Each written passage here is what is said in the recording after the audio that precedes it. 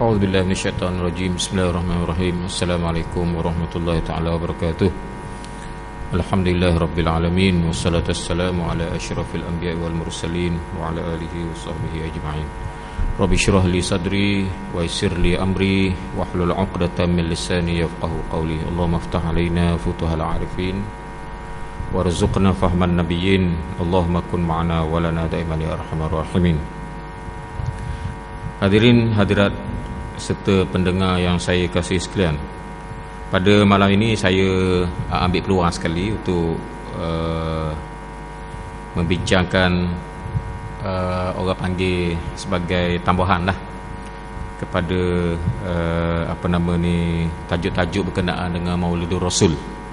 Malam ni sekali je malam ni sekali saya akan sentuh sikit sebanyak berkenaan dengan Maulidur Rasul, sebagai tambahan kepada kalau dia ceramah-ceramah ke kat mana-mana, sebagai tambahan je lah, nasi tambah orang panggil, nasi tambah. Jadi saya tak baca dah pekoh malam ni sekali, insyaAllah minggu depan ni kalau tak kenal apa-apa kita akan sambung pekoh macam biasa. Berkenaan dengan Maulidur Rasul, iaitulah hari kelahiran Nabi Muhammad sallallahu alaihi wasallam. Saya duk tengok ni ada orang terdedah dengan banyak maklumat, buka internet, maklumat tu maklumat ni. Jadi banyaklah persoalan-persoalan yang timbul kepada masyarakat, dan saya sendiri pun banyak juga orang tanya-tanya. Benda yang tahu kita jawab lah, kalau tak tahu tu kita jawab tak tahu lah. Antaranya ialah berkenaan dengan isu-isu yang berkait dengan tarikh sebenar kelahiran Nabi Muhammad sallallahu alaihi wasallam. Jadi pada pandangan saya, tarikh ni dia tidaklah besar, cek sangat. Dah kita hari ni kita dah guna 12 hari bulan Rabiul Awal, terus je lah, tak payah nak ukit-ukit orang panggil tarikh sebenar ke apa semua, kecuali kalau kita nak buat kajian di peringkat umpamanya pengajian tinggi. Kalau orang buat master ke, orang buat PhD ke, ataupun pelajar-pelajar universiti, dia nak mendalami sirah Nabi Muhammad sallallahu alaihi wasallam, tu tak apalah. Tapi kalau bobo macam kita orang biasa ni, kita ni doklah bidang tu, kita ni kadang-kadang setengah orang tu dalam bidang lain, pakar dalam bidang lain, tak? Pakar dalam bidang perubatan, pakar dalam bidang sains dan sebagainya, pakar dalam bidang ekonomi dan sebagainya. Kita nak bincang terlalu detail perkara tu tak payahlah. Dan kita terus je budaya kita 12 Rabiul Awal, tak salah tak apa pun. Bahkan 12 Rabiul Awal ini telah disebutkan oleh Ibn Hisham, dan satu pandangan yang masyhur, dan juga disebut oleh ulama-ulama lain. Di antaranya disebutkan oleh Muhammad Mustafa Sibai dalam kitab Fiqhus Sirah. Jadi tak ada masalah apa-apa 12 hari bulan Rabiul Awal ni untuk dirayakan sebagai satu sambutan Maulidur Rasul, boleh, tak ada masalah. Kalau kita nak buat kajian, saya setuhlah sikitnya, adalah orang buat kajian, di antaranya Syekh Mahmud Fasha, seperti yang disebutkan dalam beberapa kitab, di antaranya dalam kitab Ar-Rahiqul Makhtum, di mana dalam kitab Ar-Rahiqul Makhtum disebutkan pandangan sebahagian daripada ulama-ulama, termasuk daripada Mahmud Fasha ni, yang buat kajian baru, yang mengatakan bahawa hari Isnin tu pada tahun Gajah tu adalah jatuh pada 9 hari bulan Rabiul Awal, bukan 12. Itu kajian dia. Dan memang adalah pandangan yang mengatakan 12 Rabiul Awal, 9 Rabiul Awal. Jadi makna dia itu adalah satu pandangan, tak jejah apa-apa pun, tak ada. Yang pentingnya kita percaya bahawa Nabi Muhammad SAW ada, Nabi Muhammad SAW dilahirkan. Tarikh itu, kajian-kajian yang dibuat tu baguslah. Ada yang mengatakan 9 hari bulan Rabiul Awal berdasarkan kepada bilangan gerhana. Dia tengok gerhana-gerhana yang berlaku. Ni dalam kitab Rahiqul Makhtum, dan pengarang pilih pandangan tu. Tak salah apa-apa nak pilih pandangan tu, tak? Orang nak pilih pandangan kata 12 hari bulan Rabiul Awal, seperti disebut oleh Mustafa Sibai, kalau disebut oleh dalam kitab Al-Bidayah wa Nihayah pun ada sebut, kita baca dalam kitab Nurul Yaqin pun gitu juga. Tak salah, tak salah apa-apa pun. Tak ada lah kita kata menimbulkan apa-apa rosak akidah dan sebagainya. Kalau kata nak kata 9 hari bulan pun iyalah, tapi kalau orang yang kata 9 hari bulan tu, janganlah pula dia marah cuti 12 hari bulan. Rabiul Awal dah. Jangan marah pula cuti bagus pihak dah. Okey, jadi makna dia jangan pula nak isukan perkara tu menjadi perkara yang sangat besar. Tapi kita hormat belaka pada pandangan ulama-ulama. Tapi hari ini oleh kerana kita dah biasa dengan 12 Rabiul Awal, tarikh lahir Nabi Muhammad sallallahu alaihi wasallam, maka itulah yang kita pakailah. Dan sambutan dibuat pada hari itu. Dan sambutan yang dibuat, sambutan Maulidur Rasul yang dibuat ini tidak bercanggah dengan agama Islam. Bid'ah tak? Memang bid'ah. Saya tak nafikan benda tu bid'ah. Tidak ada pun sambutan di zaman Nabi Muhammad SAW Rabiul Awal, tiap-tiap bulan Rabiul Awal 12 hari bulan sahabat-sahabat pergi sambut, sahabat-sahabat pergi bergerak. Maka hak kita buat ni bid'ah. Tapi kena ingat, bid'ah tu ada 5 jenis. Ada bid'ah yang haram, bid'ah muharramah, bid'ah yang haram. Ada bid'ah yang makruh, bid'ah tu makruhah. Ada bid'ah yang mubahah, yang harus. Ada bid'ah yang sunat, dan ada bid'ah yang wajib. Tengok, bid'ah wajib ada juga. Kemudian kita boleh pecahkan lagi bid'ah ni kepada 2. Satu lagi yang dipanggil sebagai bid'ah dalalah, bid'ah yang sesat. Yang kedua bid'ah hasanah, bid'ah yang baik. Jadi macam mana dengan sambutan Maulidur Rasul? Kita sambut Maulidur Rasul ni, kita bukan merayakan, kita meraihkan. Lain dua tu. Kita merayakan ni macam gaya raya lah. Tak, kita meraihkan. Tak, maka ihtifal, apakah hukum dia? Maka disebutkan oleh para ulama, termasuklah seorang ulama nama Syekh Ahmad Syarbasi dalam kitab Yas'alunaka fid-din wal haya, dia mengatakan hukum dia adalah dibenarkan, dibolehkan. Kalau kita istilah agak bid'ah hasanah, bid'ah yang baik, bid'ah yang tidak ada percanggahan pun dengan hukum Islam. Bukan satu bid'ah yang muharramah, yang diharamkan. Kalau bid'ah yang diharamkan guna, bid'ah yang diharamkan ni ialah contohnya kita mengadakan pemikiran-pemikiran baru yang bercanggah dengan agama Islam. Sekarang ni orang panggil apa? Liberalisme lah. Tu bid'ah lah. Itu bid'ah muharramah yang haram. Ni bid'ah tak ada apa-apa ni, bid'ah yang macam kita pasang kapek di masjid. Zaman Nabi Muhammad SAW tak ada kapek-kapek pun, pakai tanah gitu je. Dalam kitab Nil Autar menyebutkan bahawa Nabi Muhammad SAW bila bersembahyang, dia pakai selipar, dia pakai kasut macam biasa. Macam kita jalan pasar, dia pakai selipar, pakai kasut. Nabi pakai gitulah, tak buang pun dalam sembahyang. Kecuali adalah sekali Rasulullah SAW buang sebab malaikat Jibril beritahu bahawa di bawah tapak tu ada apa nama? Ada najis. Tu je sekali Nabi buang dalam sembahyang. Maka sahabat-sahabat pun buang kata. Tak. Maka kita hari ni tak pakai selipar, kita tak pakai kasut dalam sembahyang. Kita pakai kapek. Kita tak pakai atas tanah gitu dah. Adakah pakai kapek ni bid'ah? Pakai pemaidani ni. Orang panggil pemaidani ke kapek orang panggil? Kapek dah. Maka adakah bid'ah? Bid'ah memang bid'ah sungguh. Tapi bid'ah hasanah bagus. Bid'ah yang diharuskan, bid'ah mubahah, bid'ah hasanah, bid'ah yang dibenarkan dalam syariat Islam itu sendiri. Jadi itu jangan macam kita kata tahlil orang mati. Tahlil orang mati ni kalau tengok fatwa kepada mufti Brunei, mufti Brunei. Tengok pada fatwa, saya baca fatwa dia. Siapa dia kata sunat. Tak. Ada bercanggah tak? Tak ada bercanggah apa-apa. Kita berkumpul di rumah orang mati. Rumah orang mati tu kita menyatakan, kita menunaikan 2 perkara. Yang pertamanya hasrat dia untuk kita berdoa. Bila kita nak berdoa ni, takkan nak berjadah doa, gigi orang doa lalu. Mestilah ada muqaddimah dia, mestilah ada bahan-bahan yang menyebabkan doa tu lebih laku di sisi Allah. Maka kita baca apa? Kita baca Quran, kita baca Fatihah, kita baca orang panggil Qul Huwallah, kita baca Qul A'udzu Birabbil Falaq, Qul A'udzu Birabbin Nas, kita baca Alif Lam Mim, kita tahlil sikit. Ada orang 100 kali, ada orang 33 kali, ada orang 70 kali. Itu pula pada dia lah. Tak.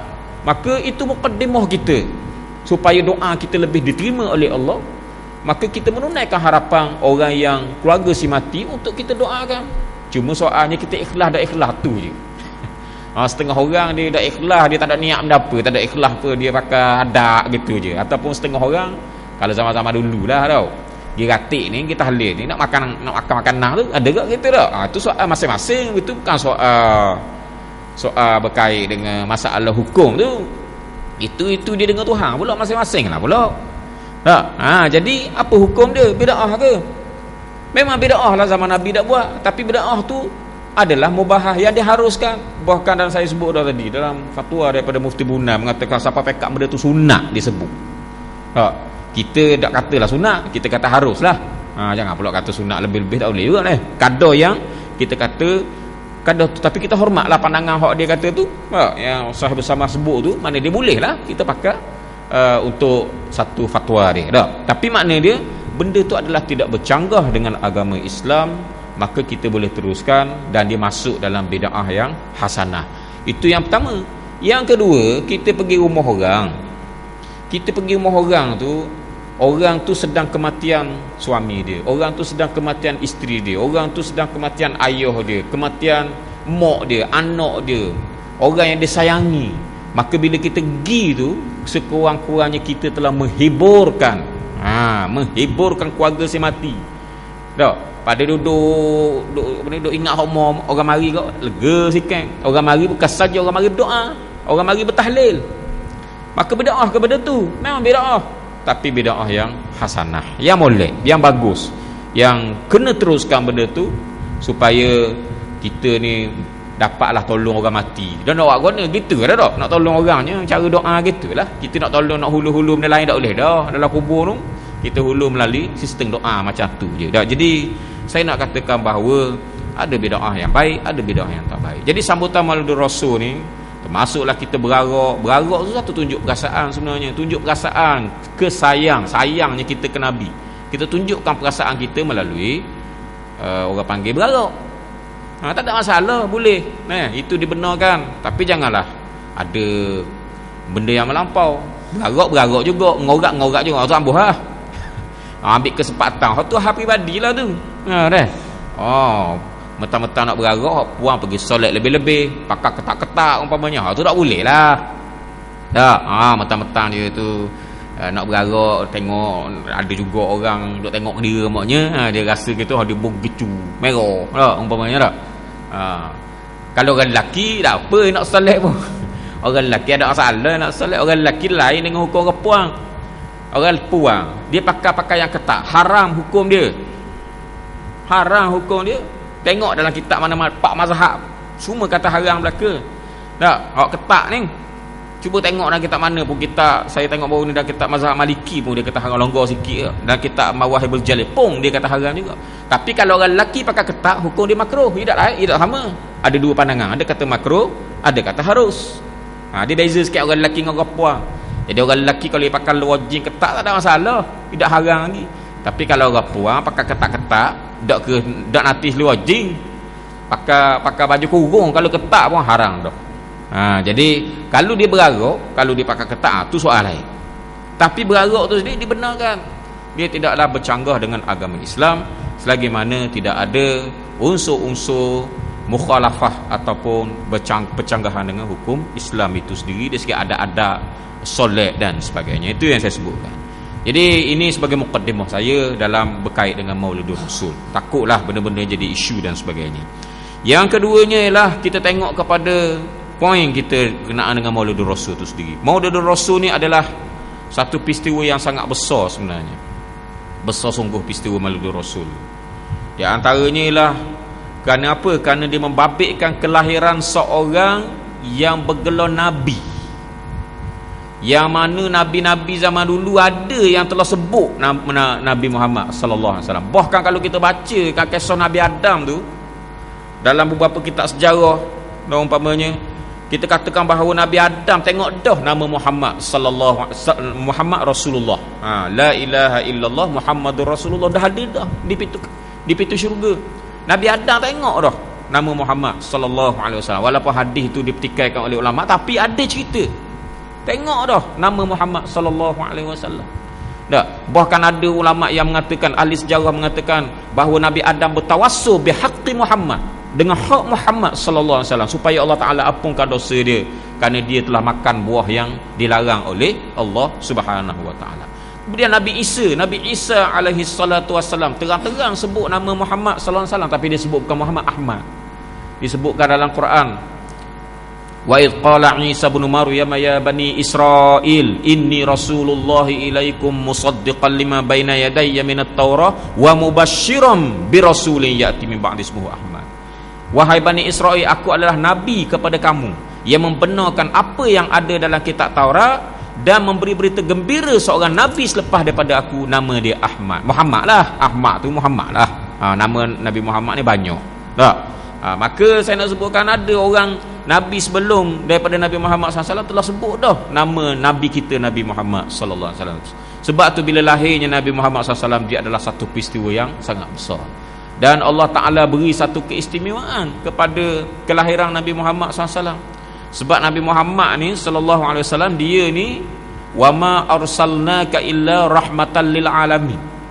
Tidaklah aku utuskan kamu wahai Muhammad melainkan untuk menjadi rahmat sekalian alam. Rahmat, Nabi Muhammad bawa rahmat kepada sekalian alam, bawa agama Islam, bawa rahmat. Tak? Jadi sebab tu kalau kita tengok betapa rahmatnya Nabi Muhammad SAW bawa, sehingga dia katakan ibu dia yang bersalin, yang mengandung, mula-mula mengandung dulu, hamil tu, kemudian mengandung, kemudian last kali tu bersalin, tidak merasai masyaqqah, tidak merasai kesusahan, tak ada dah wek mutah ada. Alahang ada. Rahmat sungguh. Tak? Rahmat sungguh ni. Tak, kita kata dah. Rahmat kok mana? Siapa orang yang pertama dapat rahmat daripada Rasulullah SAW? Kita tengok sendiri dah, lahir Nabi Muhammad tu, mak dia pun tak sakit, tak ada alahang, tak ada apa pun, tak ada lah sakit, panggil mabuk, tak ada, tak ada lah susah nak beranak, tak ada, senang je, tak sakit, tak apa. Tengok, itulah hebatnya kelahiran Nabi Muhammad sallallahu alaihi wasallam. Dan setengah-setengah riwayat, walaupun riwayat yang dhaif, dalam kitab Nuruz Zulam menceritakan macam mana apabila lahirnya Nabi Muhammad sallallahu alaihi wasallam, dikatakan terdengar satu suara. Terdengar satu suara, Allahu akbar kabira walhamdulillahi katsira wa subhanallahi bukratan wa asila. Itu bunyi dia, Allahu akbar kabira walhamdulillahi katsira wa subhanallahi bukratan wa asila. Bunyi suara tu, suara siapa? Maka sebab tu dalam kitab Nuruz Zulam, itu adalah suara Nabi Muhammad sallallahu alaihi wasallam ketika dilahirkan.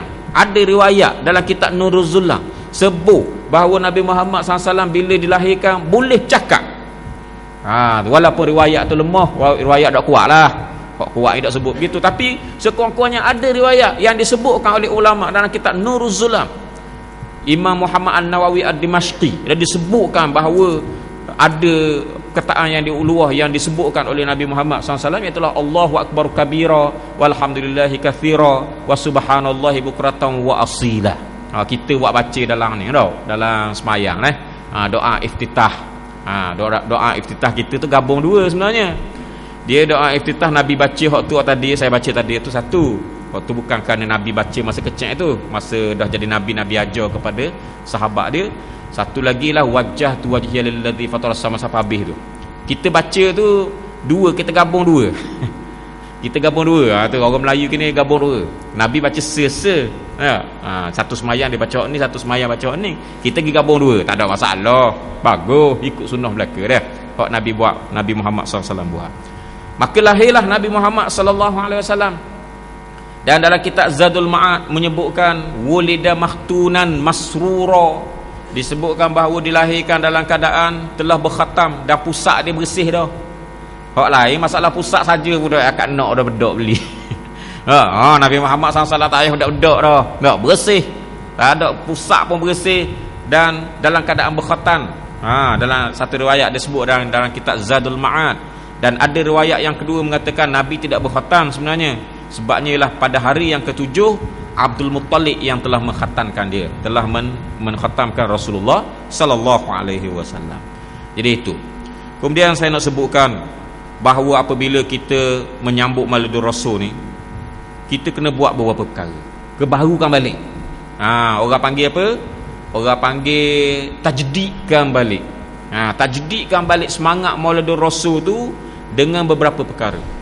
Yang pertama ialah al-imanu bihi. Kita beriman kepada Nabi Muhammad sallallahu alaihi wasallam.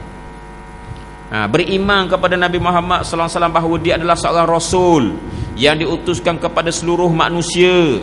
bukan kepada bangsa Arab sahaja.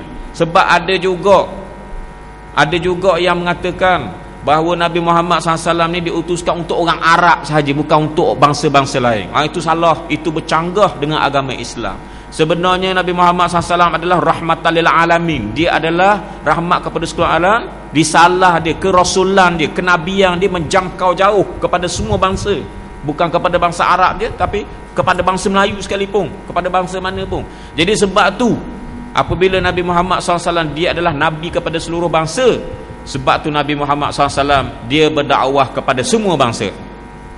Sebab tu di kalangan sahabat-sahabat Nabi ada yang Arab waktu ramai, ada yang Habsyi, ada yang Rumi, ada yang Parsi. Salman Al-Farisi, itu makna orang Parsi. Suhaib Ar-Rumi, itu orang Rom. Bilal bin Abi Rabah ni daripada Habsyi, daripada orang Negro, orang kulit hitam. Kemudian disambung pula dakwah tu oleh sahabat-sahabat Rasulullah SAW. Siapa orang kata, orang sebutkan kisah macam mana Sa'ad bin Abu Waqqas pergi 2 kali ke negeri Cina berdakwah. Kerana apa? Kerana nak sambung perjuangan Nabi bukan untuk orang Arab saja, untuk seluruh manusia, walaupun orang tu orang Cina sekalipun. Maka Nabi Sa'ad bin Abu Waqqas merealisasikan kerasulan Nabi yang menjangkau kepada seluruh manusia ini, sehingga dia katakan Sa'ad bin Abu Waqqas 2 kali dia pergi ke Damsyik. Dia pergi ke mana orang panggil tu? Pergi ke Cina. Pada kali pertama di zaman Saidina Uthman. Kemudian kali kedua 50 tahun lepas daripada tu dia pergi pula sekali lagi. Ini siapa nama ni? Sa'ad bin Abu Waqqas. Tahun 650 dia pergi pula ke negeri Cina berdakwah. Kemudian dia jumpa dengan raja daripada dinasti Tang. Dinasti Tang. Kemudian dia katakan raja tu nama Kaosong. Kaosong. Dia berdakwah kepada raja tu supaya masuk Islam. Kemudian raja tu berkenang dengan agama Islam, suka kepada agama Islam, suka sangat. Dia beri kebebasan kepada Sa'ad bin Abu Waqqas supaya dakwah kepada rakyat dia, supaya rakyat dia masuk Islam. Tapi dia suka kepada Islam tapi tak masuk Islam. Ada gak jenis orang gitu. Dia suka ke Islam, bagus membawa Islam ni, bagus sebarkan kepada rakyat aku Islam ni, tapi aku tak mau masuk Islam. Sebab apa tak mau masuk Islam? Sebab 2 perkara dia kata dalam agama Islam hok mu duk cerita kat aku tadi, aku tak boleh nak buat. Yang pertamanya ialah kerana puasa bulan Ramadan sebulan. Bak makan tak boleh dia. Dah tinggal dia dah puasa. Tu dah jadi masuk Islam, kajar dia. Yang keduanya ialah kerana nak semayang 5 waktu. Ramuknya kalau sebut semayang sewaktu masuk Islam lah ramuknya. Tapi sebut 5 waktu kajar terang dia. Tak boleh bayar tak boleh, tak mampu nak buat semayang 5 waktu. Kemudian puasa sebulan tak boleh. Jadi aku tak jadi masuk Islam, mu dakwah orang lain biar ramai-ramai masuk Islam, bagus. Tu dinasti apa gaji Kaosong tadi tak. Dia pergi ke Guangzhou tadi tak, Guangzhou ke apa dia panggil, Guangzhou. Kemudian dia bina di masjid di situ. Sampai sekarang orang menganggarkan masjid itu adalah yang tertua, 1300 tahun lebih. 1300 tahun lebih tu apa nama ni, umur masjid yang diasaskan oleh Sa'ad bin Abi Waqqas. Walau macam mana pun dalam kitab Dalilul Falihin disebutkan Sa'ad bin Abi Waqqas ni balik semula ke Madinah, hidup mati di Nun. Dalam kitab Dalilul Falihin disebutkan bahawa Sa'ad bin Abi Waqqas balik semula ke Nun, dia mati di Nun, dia mati di Madinah, dan jenazahnya telah disembahyangkan oleh Marwan bin Hakam rahimahullah, seorang ulama tabi'in. Dia yang sembahyangkan jenazah Sa'ad bin Abi Waqqas dan ditanang di Baqi'. Itu riwayat yang disebut dalam kitab Dalilul Falihin. Walau macam mana pun ada juga mengatakan Sa'ad bin Abi Waqqas mati situ, meninggal dunia situ. Apa maksud saya cerita ni? Nak cerita bahawa kita beriman kepada Nabi Muhammad SAW sebagai seorang Nabi bukan untuk orang Arab sahaja, tetapi untuk semua bangsa, termasuklah kita orang Melayu. Alhamdulillah kita orang Melayu masuk Islam. Kalau kita di Malaysia ni, pada asalnya lah kita boleh katakan 100% orang Melayu kita ni adalah beragama dengan agama Islam. Itu. Kemudian hok dia ni tak tahulah, orang kata macam-macam lah. Masa saya buat tesis itu pun gitu juga. Masa saya buat tesis tahun 98 dulu, ingat lagi lah, buat kajian-kajian ada jugalah. Kikih murtad ni banyak juga. Okey, jadi makna nak ceritanya asalnya orang kita ni kuat beragama Islam sehingga kita boleh letak 100%. Bahkan dikatakan bahawa sasaran orang Portugis Portugis, dia masuk sini ni, orang barat masuk sini ni, Portugis, Belanda, dia masuk sini, tujuan dia antaranya dua perkara dia sebut. Kalau kita baca dalam buku Kenegaraan Malaysia, saya ngajar buku tu masa saya ngajar dekat UMT dulu, Terah University, ngajar situ bab yang berkaitan dengan kenegaraan Malaysia dengan hubungan etnik, saya ingat ngajar tu. Jadi dalam buku tu menceritakan dua perkara yang Portugis, orang barat nak sangat masuk sini ni. Sebenarnya tiga perkara sebenarnya, tapi dia sebut dua perkara, tapi situ ada sekali dia sebut secara tidak langsung. Tiga perkara lah kita sebut. Yang pertamanya untuk monopoli perdagangan, kononnya nak monopoli perdagangan rempah dan sebagainya. Itu yang pertama. Yang kedua adalah untuk menyebarkan agama Kristian. Itu yang kedua. Yang ketiga adalah untuk mengepung kawasan ini supaya tidak sampai pengaruh Osmaniyah. Kerajaan Osmaniyah tidak sampai pengaruh di kawasan ini. Begitu. Ini tiga perkara sebenarnya, walaupun dia sebut dua perkara, tapi kalau kita baca tu ada sekara dia sebut secara tak langsung lah dalam buku tu, mengatakan bahawa untuk mengepung kawasan ni supaya tidak dikawal ataupun tidak mendapat pengaruh daripada kerajaan Osmaniyah sendiri. Ini. Jadi nak ceritakan ini yang berlaku, nak sebarkan agama Kristian. Tapi cuba tengok kekuatan kita orang Islam, orang Melayu kita ni, alhamdulillah. Portugis memerintah selama daripada tahun 15 sehinggalah kepada 1640. Berapa tahun 1641 lah. 1641. Berapa tahun 130 ke? 130. 130 tahun. 130 tahun. Berapa orang masuk Kristian? Tak ada pun sumber mengatakan sampai 1000, tak ada. Hak yang kata ratus-ratus tu adalah hak masuk Kristian, tapi kekuatan kita ni orang Melayu ni kuat dengan beragama Islam ni. Alhamdulillah, itu satu mungkin kerana apa? Kerana dakwah yang dilakukan oleh pedagang-pedagang daripada orang-orang berbagai-bagai bangsa yang masuk ke tanah Melayu kita ni. Mereka berdakwah cara ikhlas, kejujuran, keikhlasan, bukan nak cari duit, bukan nak cari apa. Jadi boleh jadi kerana itulah Islam sampai dalam hati, bukan Islam sampai kulit je. Kalau Islam sampai kulit je, mungkin kalau orang ajak masuk Kristian keluar balik. Tapi bila Islam sampai ke hati, ajak masuk Kristian pun tak jadi dah, alhamdulillah. Dah keluar dah. Ni keberkatan dakwah itu sendiri. Niat orang yang dakwah itu sendiri sampai. Niat tu penting tu. Pandangan mata orang ikhlas lain dengan pandangan mata orang tak ikhlas. Pandangan mata orang ikhlas dia macam sampai ke hati tu. Mulut dia cakap tu bisa sampai ke hati masuk, sampai ke sanubari. Itu cakap orang ikhlas lain dengan cakap orang tak ikhlas. Kita boleh, orang kalau orang yang ada ilmu firasat yang tinggi boleh kesam dia tu. Cakap saja kita tahu. Ni cakap ni memang cakap jujur dan sebagainya. Keikhlasan, kejujuran pendakwah dulu dah. Itu. Jadi ini yang pertama, tanggungjawab kita terhadap Nabi Muhammad SAW ialah kita beriman bahawa Nabi Muhammad SAW diutuskan untuk sekalian manusia. Yang kedua, ittiba'u dinihi ataupun ittiba'u sunnatihi. Kita ikut sunnah dia, kita ikut agama dia. Sebab dalam Quran kata, ati'ullah wa ati'ur rasul. Taatlah kamu kepada Allah dan taatlah kepada Rasul. Makna dia kita kena taat juga kepada Rasul tu. Wa ma atakumur rasul fakhudhuhu wa ma nahakum anhu fantahu. Apa yang didatangkan oleh Rasul kepada kamu kena ambil, dan apa yang dilarang oleh Rasul kamu jangan ambil. Jadi sebab tu berdasarkan kepada nas-nas yang ada ni, jelas bahawa golongan anti hadis adalah golongan yang sesat, yang terkeluar daripada agama Islam. Ia tak cukup syarat nak sambut maulid Rasul oleh buat ni. Tak ikut syarat. Syarat apa? Syarat iaitulah ittiba'u dinihi ataupun ittiba'u sunnatihi. Ikut sunnah Nabi dan ikut agama Nabi. Ikut hak Nabi buat, ikut hak Nabi ajar. Walaupun benda tu tak ada dalam Quran, tapi Nabi ajar, maka itu juga sebahagian daripada agama Islam. Itu juga sebahagian daripada hukum, sebab dia datang daripada sumber yang sahih. Sumber bermula daripada mulut Rasulullah, perbuatan Rasulullah, ataupun takrir daripada Rasulullah sallallahu alaihi wasallam. Alhamdulillah kita ni, alhamdulillah kita tak terpengaruh dengan golongan anti hadis ni. Hak mari masjid ni lah. Dan saya yakin hak dengar dalam radio ni pun tidak terpengaruh dengan golongan anti hadis. Mudah-mudahan kamu semua adalah orang yang ditetapkan oleh Allah hati-hati masing-masing dalam keadaan beriman dengan sebenarnya kepada Nabi Muhammad sallallahu alaihi wasallam.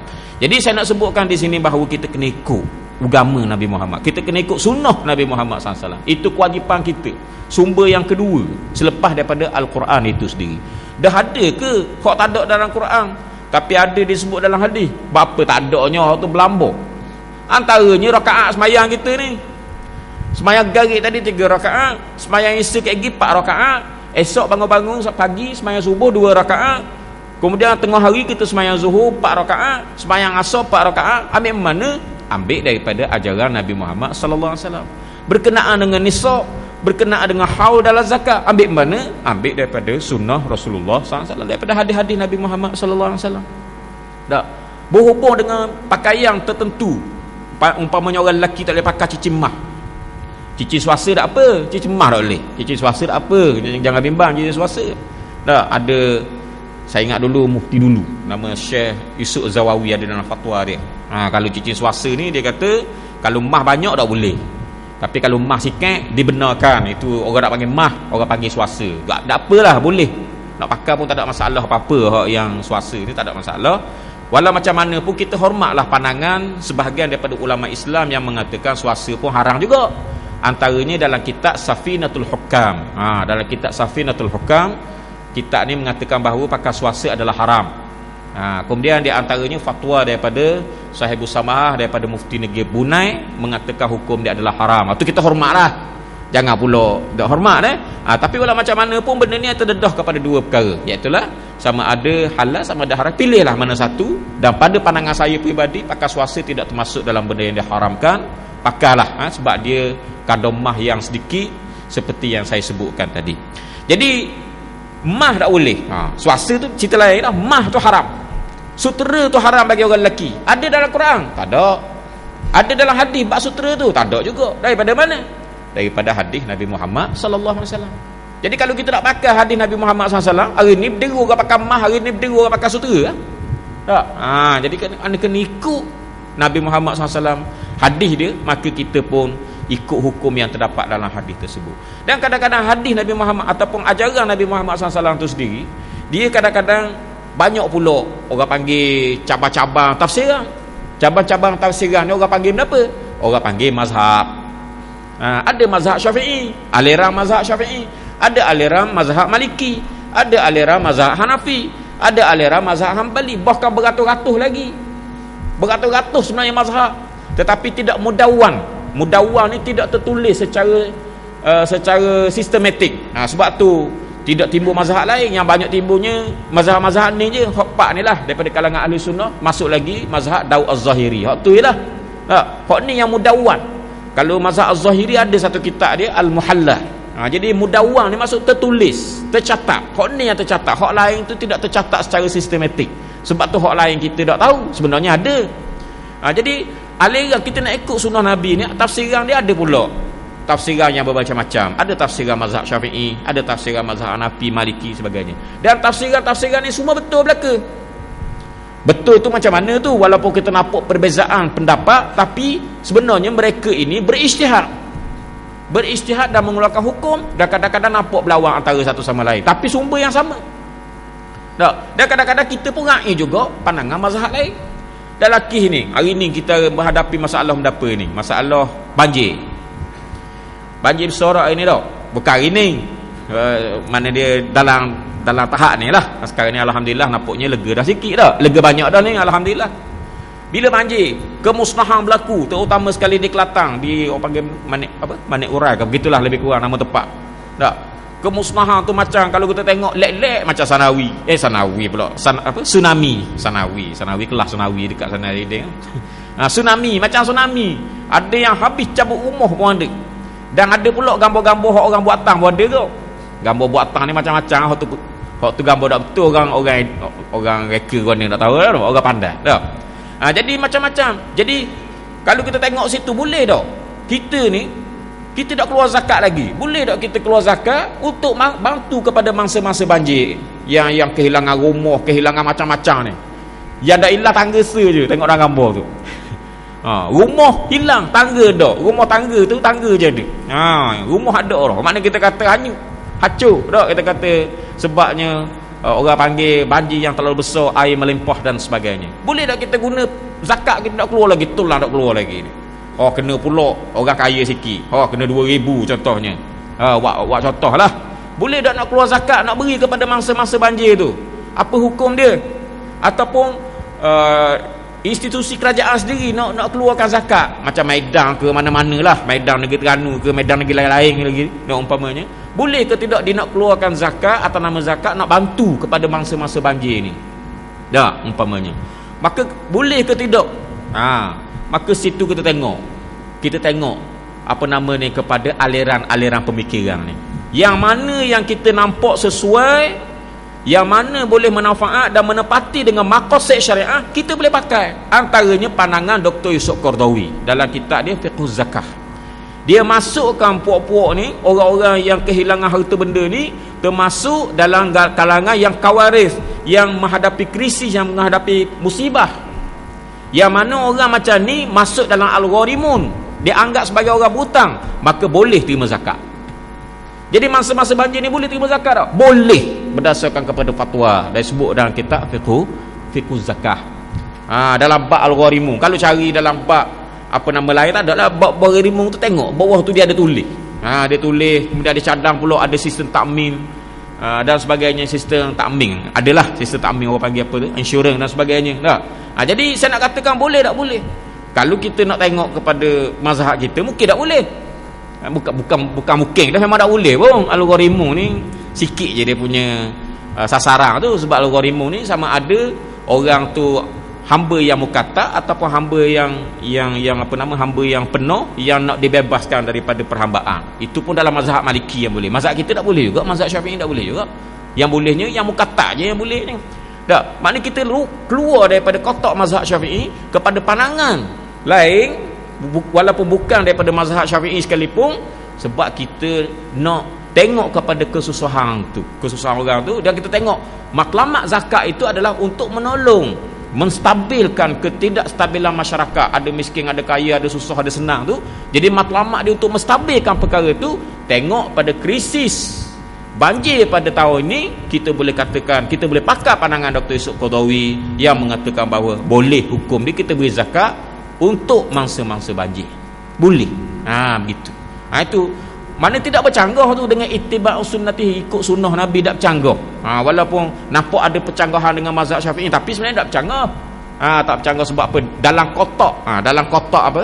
Sunnah lagi benda tu. Dalam kotak sunnah lagi, berdasarkan kepada riwayat Ibnu Mas'ud yang dikatakan bahawa Ibnu Mas'ud mengatakan al-hariq alladzi la malahu la malalahu, iaitu orang yang kebakaran, harta habis, kena terbakar belaka, tak boleh terima zakat.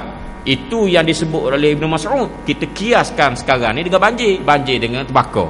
Hak disebut dalam nas Ibnu Mas'ud tu adalah terbakar, rumah terbakar, tak ada sekat pun tinggal, semua jadi abu belaka.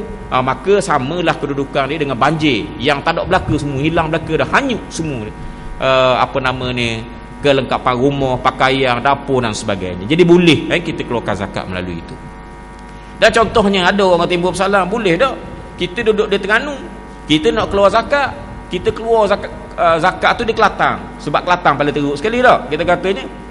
Kalau tahun lepas tu kita tengok Mamang teruknya, tapi tahun ni Kelantan.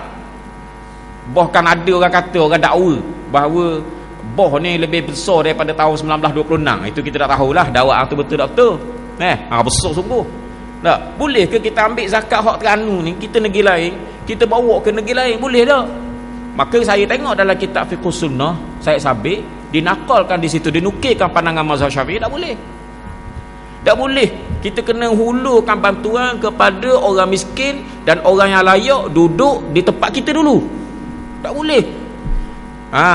Tetapi dalam mazhab Hanafi, disebutkan dalam kitab Fiqhus Sunnah, dalam mazhab Hanafi makruh kita pergi alih zakat kalau tak ada sebab apa-apa. Tetapi kalau ada sebab yang menasabah, seperti kita kata banjir ni, sebab yang menasabah lah, sebab yang sangat-sangat memerlukan kepada bantuan, aslah lil muslimin. Kalau kita bantu orang di Terengganu dengan bantu dengan orang di Kelantan hak kena musibah tu, memang lebih baik hak tu. Hak di Terengganu kita tunggu sikit lagi dah, bukan terdesak sangat, bukan tak ada rumah, bukan tak ada apa, tak kena banjir pun.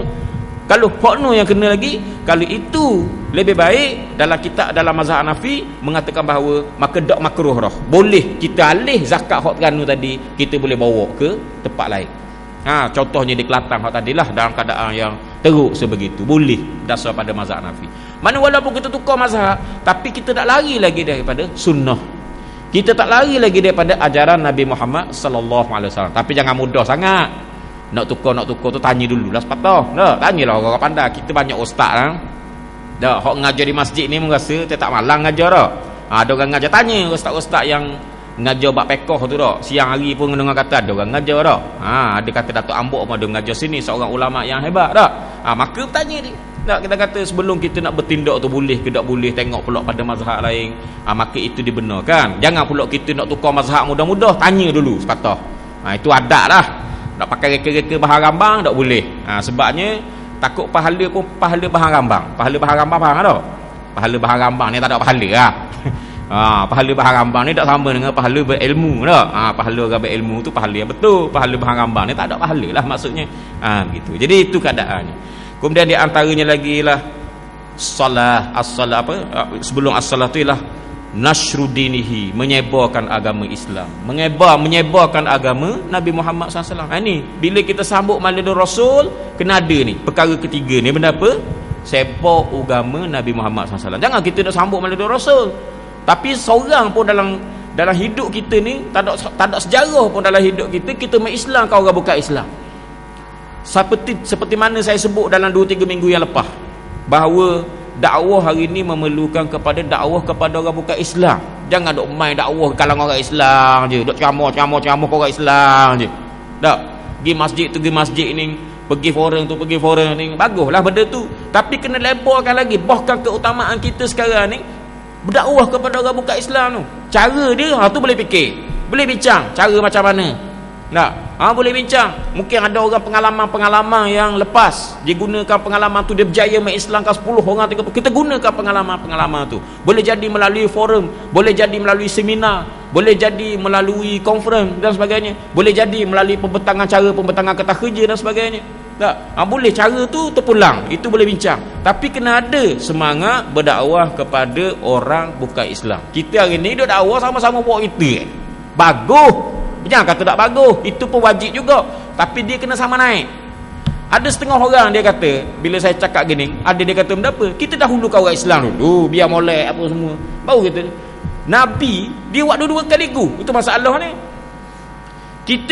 Nabi dia berdakwah kepada orang Islam, maksudnya baiki orang Islam ni supaya jadi lebih baik. Dalam masa yang sama, Nabi berdakwah kepada orang bukan Islam. Dia buat dua-dua kali.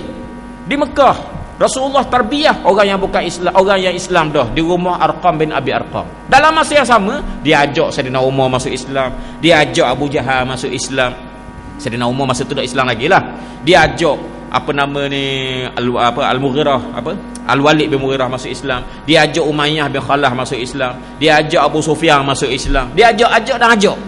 Maknanya dalam masa yang sama naik dakwah kepada orang Islam dan dakwah kepada orang bukan Islam.